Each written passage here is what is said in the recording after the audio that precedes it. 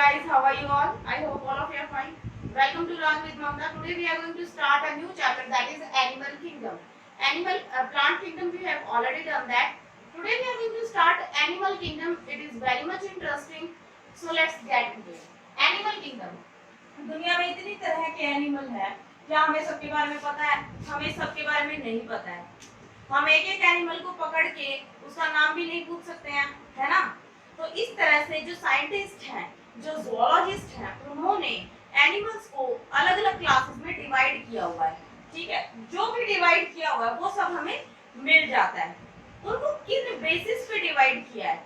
कुछ fundamental features होते हैं, उनके बेसिस पे उनको डिवाइड किया गया है. ठीक है, जैसे कि कोई एनिमल है, किसी की 8 टांगे हैं, तो जिन जिन एनिमल की 8 टांगे होंगी हम उनको एक क्लास में रख देंगे.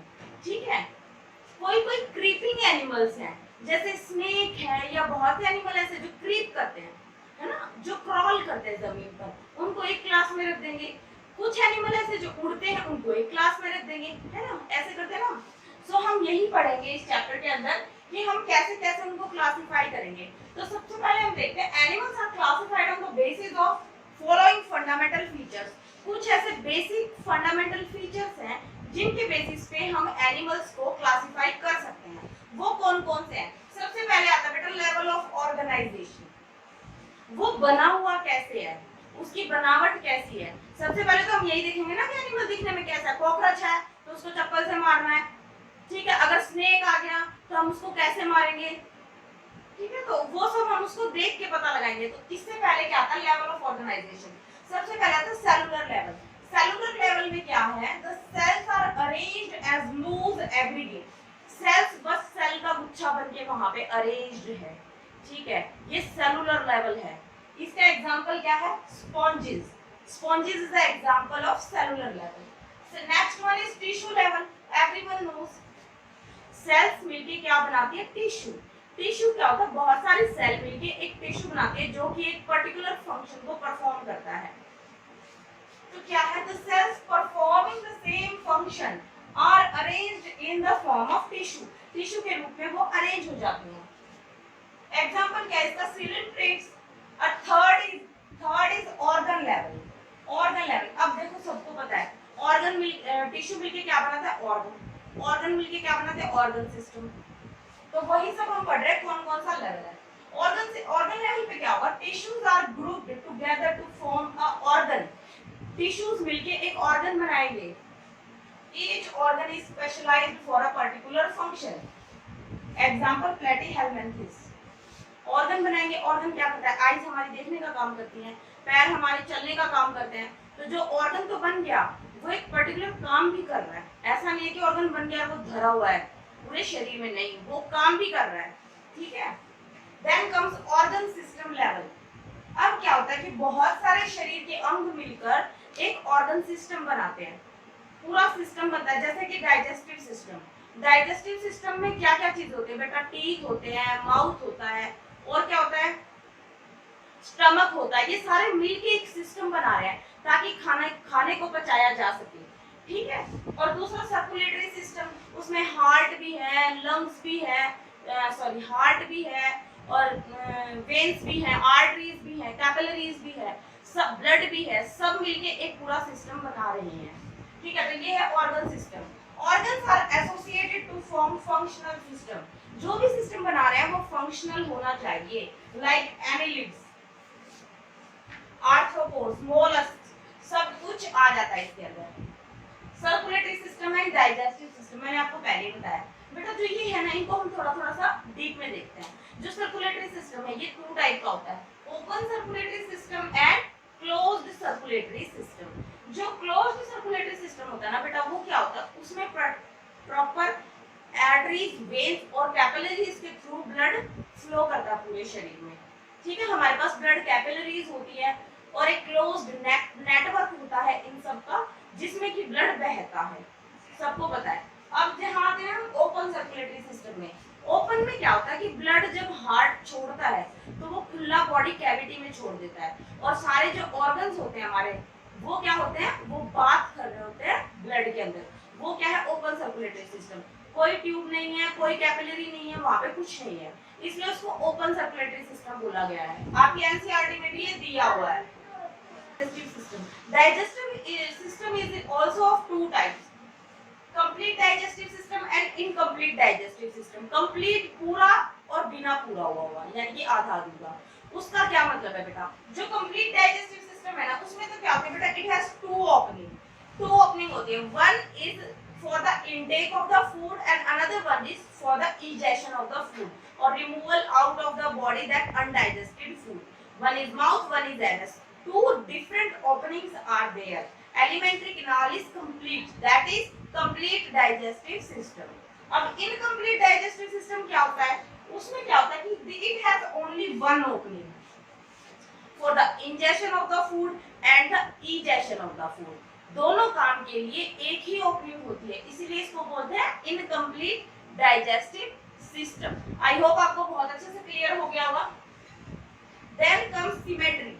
सिमेट्री क्या होती है?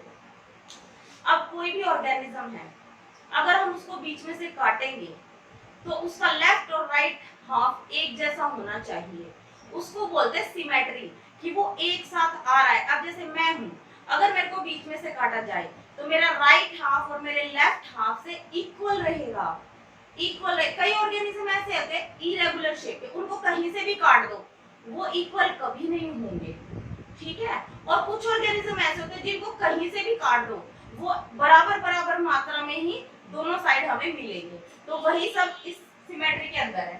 सबसे पहले आते हैं बेटा एसिमेट्रिकल ऑर्गेनिज्म। क्या होते हैं? Can not be divide into two equal halfs in any plane. किसी भी प्लेन में काट दो, कभी भी इनके दो हाफ इक्वल नहीं मिलेंगे हमें। Example is sponges. स्पॉन्जेस इसका एग्जांपल है। Now next one is radial symmetry. Radial symmetry में क्या होता है? Any plane passing through the central axis. किसी भी प्लेन से सेंट्रल एक्सिस यानी कि बीच में से काट दो उसको कहीं से भी। Can divide organism into two identical halfs. Example is coelenterates. Coelenterates होते हैं ऐसे, नीटोफोरा और एकाइनोडर्म्स भी ऐसे ही होते हैं। उनको किसी भी प्लेन से काट दो बेटा, दो इक्वल हाफ्स हमें मिल जाएंगे। Now comes bilateral symmetry.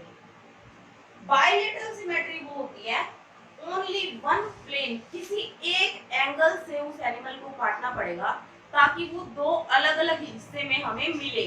और जो अलग अलग, अगर हम ह्यूमन इसका एग्जांपल ले सकते हैं, अगर हम अपने आप को बीच में से काटेंगे तो हमारा राइट हाफ हमारे लेफ्ट हाफ के आइडेंटिकल होगा या नहीं होगा? होगा ना। तो वही होती है बाइलेटरल सिमेट्री। इसका एग्जांपल है बेटा एनिलिड्स, आर्थ्रोपोड्स, कोडेट्स। कोडेट्स भी इसका एग्जांपल है। नाउ कम्स तीसरा जो बेसिस है, फंडामेंटल बेसिस है, जो क्लासिफिकेशन में हेल्प करता है, germ layer. Germ layer is of two type, diploblastic and triploblastic. जब फॉर्मेशन ऑफ एम्ब्रियो हो रही होती है, डेवलपमेंट ऑफ एम्ब्रियो हो रही होती है, तो जर्म लेयर की फॉर्मेशन होती है, यानी कि लेयर्स, एक्टोडर्म, एंडोडर्म, मेसोडर्म, इन सब लेयर्स की फॉर्मेशन होती है। अब जिसमें दो लेयर बनती हैं, दो जर्म लेयर बनती हैं, उनको तो बोलते हैं डिप्लोब्लास्टिक, और जिनमें तीन जर्म लेयर बनते हैं उनको बोलते हैं ट्रिप्लोब्लास्टिक। डिप्लोब्लास्टिक क्या है? Cells arranged into two embryonic layer और two germ layer, ectoderm and endoderm. Ecto मतलब बाहर की लेयर, एंडोडर्म मतलब अंदर की लेयर। कई बार क्या होता है कि वहां पे कुछ बीच में एक जेली लाइक मटेरियल प्रेजेंट होता है, उसको मेसोग्लिया बोल देते हैं, पर वो कभी कभी होता है, ठीक है, वो कभी कभी होता है। So this is it for today. So you can see the images. Asymmetrical कैसे होते हैं? जिनमें क्या होता है कि किसी भी प्लेन से काट लो वो इक्वल कभी भी डिवाइड नहीं होते। दूसरे हो गए हमारे रेडियल सिमेट्री, किसी भी प्लेन से काट दो हमें इक्वल हाफ मिलेगा ही मिलेगा। और तीसरे हो गए बेटा बाइलेटरल सिमेट्री, जिसमें क्या होता है किसी एक एंगल से उनको प्लेन से उनको काटेंगे तो हमें दो आइडेंटिकल हाफ मिल जाएंगे। आई होप आपको बहुत अच्छे से समझ में आ गया होगा। अगली स्लाइड की तरफ चलते हैं।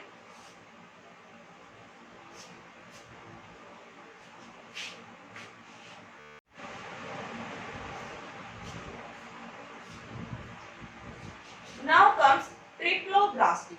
क्या होता है बेटा triploblastic? 3 layers are present present in developing embryo. जो एम्ब्रियो पनप रहा है उसके अंदर 3 जर्म लेयर होंगी बेटा, एक्टोडर्म, mesoderm and endoderm.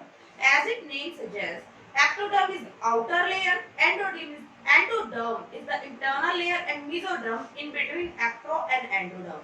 दोनों के बीच में जो लेयर होगी उसको mesoderm बोलते हैं। जैसा कि यहाँ पे आपको दिख रहा है, जो बाहर की साइड है इट इज ectoderm, अंदर की साइड जो है दिस इज endoderm, बीच में जो होती है उसको mesoderm बोलते हैं। ठीक है, यहाँ पे ये mesoderm नहीं है, यहाँ पे mesoglea है, क्योंकि ये एग्जांपल है एसिलोपेट्स का। जब सिलोम पढ़ेंगे तब हम देखेंगे बीच में mesoderm होती है। ठीक है, एग्जांपल इसके है प्लेटीहेलमिन्थस टू कॉर्डेट्स। प्लेटीहेलमिन्थस से कॉर्डेट्स तक ये सब में ट्रिप्लोब्लास्टिक एनिमल्स है, यानी कि 3 जर्म लेयर प्रेजेंट होती है। Now comes the most important and ultra important part of this video, that is coelom. What exactly coelom? Coelom होती क्या है? बॉडी कैविटी को सीलोम बोला जाता है। अपने बॉडी के अंदर जो खाली जगह होती है ना उसको सीलोम बोलते हैं। ठीक है, which have sorry body cavity which is lined by mesoderm is called coelom. Ultra important, किसी भी बॉडी कैविटी को हम सीलोम नहीं बोल सकते हैं।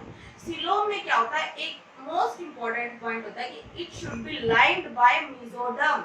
मेसोडर्म से लाइंड होनी चाहिए, उसको बोलेंगे हम सीलोम। ठीक है, अब जैसे आप देख लीजिए ये मेरी बॉडी है, ठीक है, अंदर जो एलिमेंट्री कैनाल है, एलिमेंट्री कैनाल समझते हैं ना आप लोग, माउथ है, ऑइसोफेगस है, स्टमक है, वो अंदर एक कैनाल है और बाहर बॉडी की ये कवरिंग है। बॉडी की कवरिंग में और जो कैनाल है ना उसके बीच में जो स्पेस होता है उसको बॉडी कैविटी बोला जाता है। अगर वो स्पेस, अब मान लो ये बाहर का स्पेस है, ये अंदर का स्पेस है, ये एंडोडर्म है, ये एक्टोडर्म, इसके बीच में क्या है, मेसोडर्म है। It should be lined by mesoderm. जो स्पेस है बीच का उस मेसोडर्म उसके चारों तरफ लाइन होनी चाहिए, वो उसका कैरेक्टरिस्टिक फीचर है सीलोम का। तो सिंपल एक लाइन में इसको बताया गया है, body cavity which is lined by mesoderm is called coelom. ठीक है, coelom is of 3 types. Organism which have body cavity is of 3 types. First one is coelomate, then pseudocoelomate, then acoelomates. ठीक है, हम acoelomate से start करेंगे। बेटा ये ectoderm हो गई, ये अंदर से ल्यूमन हो गया, दिस इज ल्यूमन, ये एंडोडर्म है। ठीक है, ये एंडोडर्म है। यहाँ पे बीच में जो जगह है, जो स्पेस है, उसके अंदर एक जेली लाइक मटेरियल होता है। मेसोडर्म नहीं होती, एक जेली लाइक मटेरियल होता है। क्यों? क्योंकि वो अभी तक डेवलप नहीं हुआ है। उसको जेली लाइक मटेरियल को बोलते हैं मेसोग्लिया। मेसोग्लिया, तो ये किसका एग्जांपल है, एसिलोमेट्स का। कोई कैविटी नहीं है यहाँ पे, तो ये जेली लाइक सब्सटेंस प्रेजेंट हो गया चारों तरफ। This is endoderm, this is ectoderm, कोई स्पेस ही नहीं, कोई कैविटी ही नहीं है, तो that's why we call them acoelomates. अब आता है बेटा सूडोसिलोमेट। सूडोसिलोमेट क्या होते हैं, नकली सिलोम। ठीक है, जैसा कि आपको दिख रहा है, this is ectoderm, this is endoderm, है ना, ये एंडोडर्म होगी, एक्टोडर्म होगी, बीच में भाई बॉडी कैविटी है। बॉडी कैविटी तो है, पर हम उसको सिलोम कब बोलेंगे, जब वो मेसोडर्म से लाइंड होगी। तो मेसोडर्म से जो लाइन है ना, वो स्मॉल स्मॉल पाउचेस के रूप में कैविटी प्रेजेंट है। उन पाउचेस की वजह से किसको बोला जाता है, उन एनिमल्स को बोला जाता है सूडोसिलोमेट्स। ठीक है बेटे, आपको आया समझ में? अभी last but not the least, coelomates, true coelom जिसमें प्रेजेंट होती है। कैसे होती है बेटा, this is ectoderm, this is endoderm, बीच में भाई सारे में मेसोडर्म थी, मेसोडर्म अलग होकर बीच में कैविटी बना दी, तो ये कैविटी है जो, दिस इज सिलोम। ये लाइंड है मेसोडर्म से, जो रेड कलर का मैंने बनाया है, दिस इज मेसोडर्म की सेल, दिस इज मेसोडर्म की सेल, बीच में जो कैविटी हो गई और दोनों तरफ से लाइन किससे हो गई, मेसोडर्म से। तो ये एक ट्रू सिलोम है। ठीक है, कैविटी और जो मेसोडर्म से लाइन है, यहाँ पे स्मॉल स्मॉल पाउचेस में प्रेजेंट है, that's why we call it pseudocoelomate. Coelomates, pseudocoelomates and acoelomates. Let's get into technical terminology. Coelomates, which have coelom. Example है इसके annelids, arthropoda, mollusks, echinodermata and chordata. इन सब phylums के अंदर क्या होता है बेटा, ट्रू सिलोम प्रेजेंट होती है। Now comes pseudocoelomates, no true coelom is present, कोई ट्रू सिलोम प्रेजेंट नहीं होती। Mesoderm is present in scattered pouches, जो मैंने ये बताया बनाए हुए ना pouches, mesoderm is present in scattered pouches, that's why we call it pseudocoelomates. Between ectoderm and mesoderm, इसका एग्जांपल है एस्के हेलमेंथिस, एस्के हेलमेंथिस। अब आता है acoelomate, body cavity is absent completely, जहां पे कोई बॉडी कैविटी नहीं है, body cavity is absent, that's why we call them acoelomates. I hope it is clear the topic that is coelom.